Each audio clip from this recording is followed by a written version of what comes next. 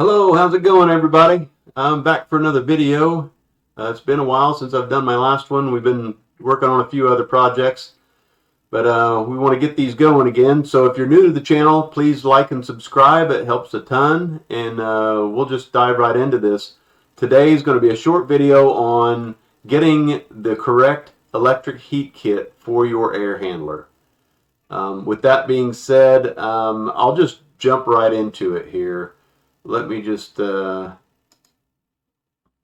right into this. Is our eBay store. So we've got several of these air handlers for sale on here, but we've got Ameristar, Rheem, Armstrong, Lennox, Train, blah blah blah. They're all the same, honestly. They just put different names on them. But what you'll notice about each one is they all have these rating plates or tags on the front of them.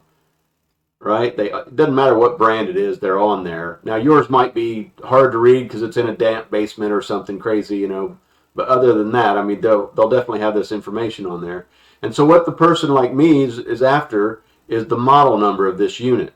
If I can get the model number of this unit, I can get the heat kit that'll work for it. There's a few other things we'd like to know, but like, so if you go, like, this is the rating tag on the front of this thing, you know, right here. This is the model number right here. This is all the guy needs to get you the heat kit that'll work for that thing and get you heat as quick as possible. There's a few other things, like it doesn't tell you what size is in this thing, what size heat kit, and they can be 5 kilowatt, 10, 15, 20. Just depends on how big the house is, really. And then sometimes they'll even be listed down here which heat kits will fit in this unit. So that's another, you know, something to look for. Actually, if you just take a picture of this thing and send it to whoever you're ordering it from, that'll take a lot of the guesswork out of it for them. So then let's see if we jump over to a video here. This guy, David Jones, he's installing a Rheem. He's working on a Rheem unit, installing a Rheem 10 kilowatt electric heater. So if you're wanting to do this for your own benefit, you're do-it-yourselfer, save yourself a ton of money, it's super simple. And you can see how some technician has written 10 kilowatt on the side of this thing.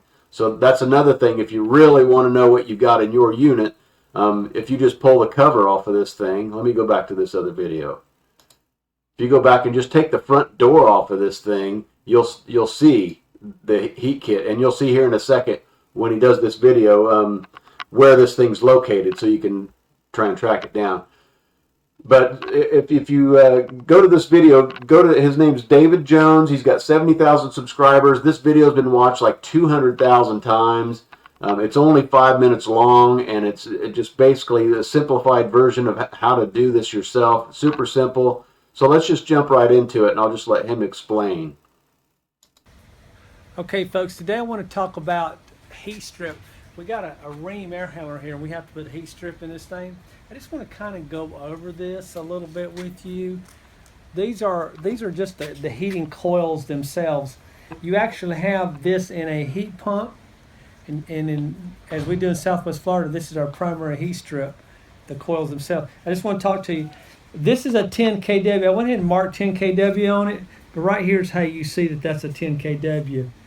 This number here, okay? And that's the actual part number for the heater that I would order. Here are what we call heat sequencers, okay? The low voltage runs through here is the high voltage. These are thermo discs that come on the other side. So what happens, these things will come on and run, and it will allow the blower motor, once it shuts off, these things will run until they cool back down, okay? That's what these are. This is a safety. And here is where the actual high voltage is made up, right here. Okay, so I'm going to show you. I would say that these are like a glorified toaster that you're putting inside your unit.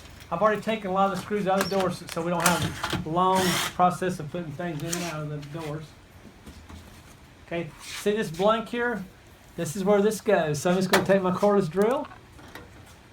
I'm going to take this blank out. I'm going to remove this. I'm going to set it to the side. I'm going to take my heat strip, plug it in, and these holes line up perfectly on this side, okay? So I'm just going to take my hands here, I'm just going to hold it up and see how the holes line up right there at the top.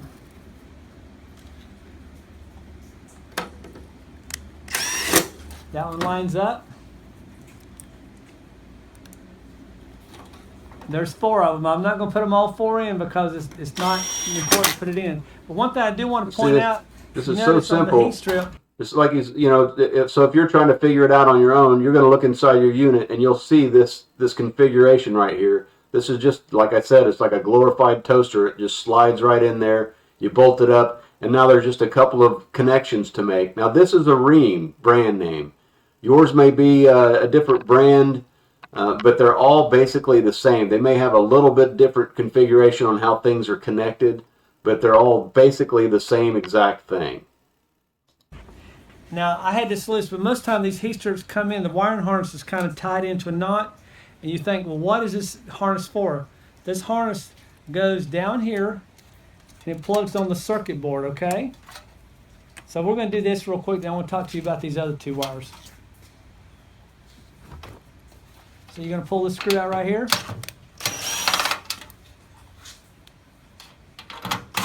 This ground is very important. Make sure this ground goes back on, okay, because that carries off the static charge of the low voltage circuit, okay? Very important here. And then you got a couple screws down here. And these screws are all 1/4 inch head. You don't have to have a cordless drill to do this. You can use a nut driver, a 1/4 inch nut driver will do the same exact thing. Cover, you have a slot right here. Or even a screwdriver for that. Okay, you always want to bring your wiring harness and you want to put it in this slot. So I'm just going to take this off. I'm going to take it right here and it plugs in right here. Now this here is a Molex plug, okay? It only goes in and out one way. You cannot mess it up. So we're going to look at how does it go. See my side, this flat side? See how this is flat? It won't let you screw it in there the wrong way or put it in the wrong way. So I'm looking at it. It won't fit. Go in, it's just going to plug in straight line. You'll figure it out. Right here. Hear it click? It's in. Now I'm going to take my plug here and I'm just going to go right over here. We'll put everything back here very gently. I'm not going to go through the whole process of putting it back on. You'll get the point. Tuck your wires in all nice and neat. Make sure your wiring is coming through this hole.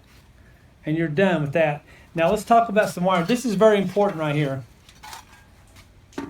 And see, that's what I'm talking about. Like I said, it's a glorified toaster. Super simple. The plug-in that you're using is so user-friendly. My name is Skip, so I always say it's skip-proof. I can't even screw it up. These guys that are out here doing this every day for a living, they just take all this for granted. But once you dig into it, you find out it's really not that tough, especially on something like this. Well, let's go ahead and finish it out here. You have these other 2 wires coming off the heat strip.